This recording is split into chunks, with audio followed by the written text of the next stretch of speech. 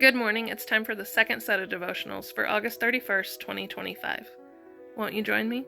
And celebrate recovery, healing from hurts, habits, and hang-ups. Day 243, The Little Boy Inside. He was pierced for our transgressions, he was crushed for our iniquities. The punishment that brought us peace was upon him, and by his wounds we are healed. Isaiah 53:5. A man once told me that he felt like a little boy in a man's body. When things got tough, he would always revert to that little boy and run away to hide.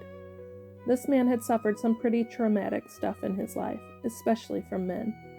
When he felt threatened or challenged, he would isolate himself or even lash out at others. Even in the best of times, he kept a distance from others. In an effort to protect himself, he formed no real relationships.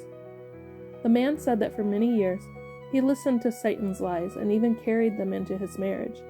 All that unresolved junk from his past kept him handcuffed emotionally to a frightened little 9-year-old boy. Today, this man is no longer bonded to the boy.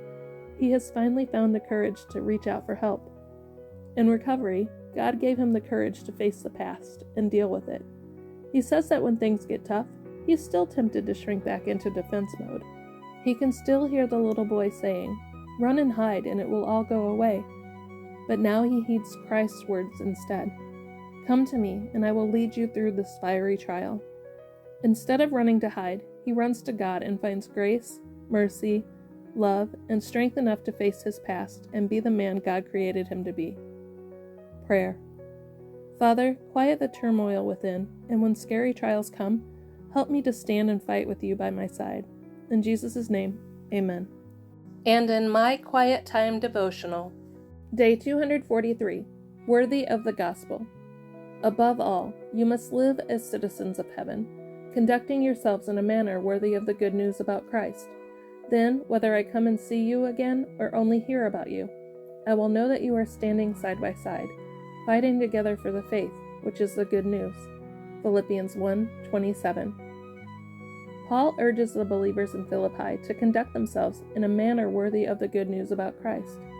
This statement seems odd, for it appears to contradict what we know about the good news, that God sought us, came down to us, and saved us while we were yet sinners, based on nothing we did to earn our salvation.